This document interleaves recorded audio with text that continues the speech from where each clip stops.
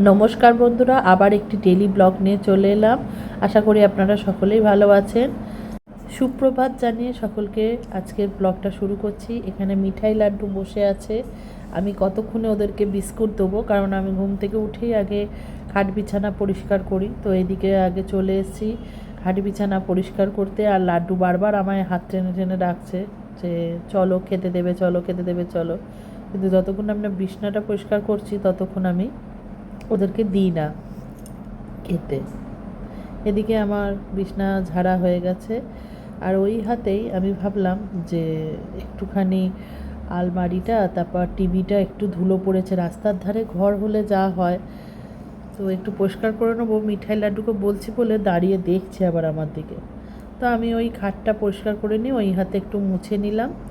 নিয়ে এই যে ব্যাগটা দেখছেন, এটা আমার দিদার স্কুলে হাতে করেছিল, আমার দিদার স্কুল লাইফে, কত বছরের একটা স্মৃতি। যাই হোক, করে টোরে এসে লাড্ডু মিঠাইকে বিস্কুট দিয়ে দিয়েছি। এবার আমি একটুখানি জলখাবার বানাবো, তাই আজকে জলখাবারের একটু রেডি করছি। কর্তা বাড়ি আছে যেহেতু, মুড়ির তরকারি তো মাস্ট করতেই হবে। এদিকে লাড্ডু বসে বসে আমার আনাজ কাটা দেখছে, শিখছে না, মানে অপেক্ষায় আছে যে মা একটু চোখটা সরালেই একবারে একটা নিয়ে ছোঁ মেরে চলে যাব সোজা খাটের তলায়। সেটা তো হবে না। ওই দেখো না, একটা রসুন তুলে নিয়ে খাচ্ছে আউ আউ করে চিবিয়ে। বলো, যেটা পায় সেইটা করে ও, এই রকম দুষ্টু। আর যখনই আনাজ কুটবো তখনই আমার মুখের সামনে গিয়ে এইভাবে বসে থাকবে, জানো তোমরা কি দুষ্টু, কি দুষ্টু, একটু নড়বে না। যাই হোক, আনাজটা কোটা হয়ে গেছে। এবার আমি একটু জলখাবারের তরকারিটা বসিয়ে নিই, আর ওইদিকে লাড্ডু আর মিঠাইয়ের একটু কুমড়ো সেদ্ধ করব ভাতে, ওদের একটু সবজি সেদ্ধ দিই। তো সেইটা বসিয়েছি, কারণ মিঠাই আবার ভাত খেতে একদমই চাইছে না, কিছু তো একটা খেতে দিতে হবে ওকে। গরম পড়লে মিঠাই একদম খাওয়া দাওয়া বন্ধ করে দেয়। লাড্ডুও প্রায় তাই করেছে। তো ওই জন্য একটু সবজিটা অন্তত একটু ওদের খাওয়াতে হবে বেশি করে। তো সেইটাই আর কি, ওদের সেদ্ধ করে দিই। এদিকে কথা বলতে বলতে আমার তরকারিটা হয়ে গেছে, তরকারিটা নাবিয়েও নিয়েছি। আমার কর্তাকে আর আমার মেয়েকে মুড়ি দেওয়া হয়ে গেছে, ওরা মুড়ি খাচ্ছে। আর আমি এদিকে চলে এলাম বোঁদে দিয়ে একটু কুমড়োর তরকারি দিয়ে মুড়ি খাবো। আমার খুব ভালো লাগে বোঁদে দিয়ে মুড়ি খেতে, আর পুরীর থালাতে আমার বিশেষ করে খেতে খুব ভালো লাগে। তো সেই জন্য আমি চেষ্টা করি মুড়িটা অন্তত পুরীর থালায় খেতে। মেয়ে পছন্দ করে না, বর পছন্দ করে না, কিন্তু আমি খাই। তো আমি নিয়ে বসে গেছি, আর বোঁদে দিয়ে মুড়ি আমার খুব ভালো লাগে। কত ছোট ছোট বাচ্চা এই আম গাছ থেকে সব আম পাড়ছে। হ্যাঁ,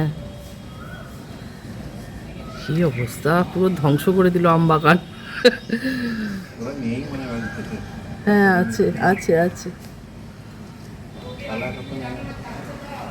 ওই তো কাশিনাথ চেঁচাচ্ছে।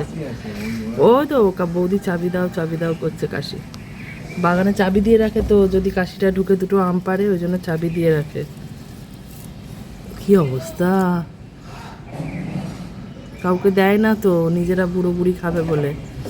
আর হ্যাঁ, আর হনুমানগুলো এসে ঠিক করেছে, তোরা খা রে, খা খা। বাচ্চাগুলো গিয়ে ডগগুলো এ করে নিচ্ছে। ওই ওই বাচ্চাগুলো কি কাণ্ড করছে।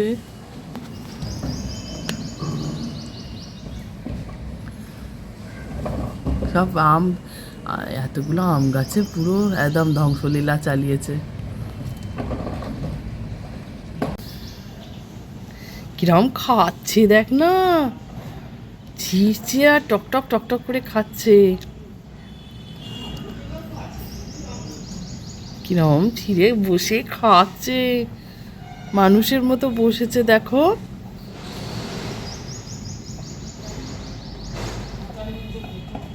আম গাছের পুরো ধ্বংসলীলা চালিয়ে দিল। এই ছিল আমাদের হনুমানে আম গাছে আম পাড়ার তাণ্ডব। কেমন লাগলো জানাবেন অবশ্যই। আর এই হনুমানদের তাণ্ডব দেখতে দেখতে দেরি হয়ে গেল। তারপর চান সেরে আমি পুজো করে নিলাম, ভিডিও তোলা হয়নি। আর এপাশে আমার মেয়ে ততক্ষণে লাড্ডু মিঠাইদের দুপুরের খাবারের ব্যবস্থা করছে। আর এই দিকে কি ঘটেছে দেখুন। এখানে আজকে ঠাকুরের কাছে দিয়েছিলাম মিষ্টি, ব্যাস লাড্ডু এলো আর নিচের তাক থেকে মিষ্টিটা নিয়ে সোজা মুখের ভেতর। বোঝো কি বলবো। চলো এই ভিডিওটা এই অবধিই রাখলাম। কেমন লাগলো ভিডিওটা অবশ্যই কমেন্ট করে জানাবেন। ভালো লাগলে একটা লাইক শেয়ার সাবস্ক্রাইব করে দেবেন। দেখা হচ্ছে নতুন ভিডিওয়ে।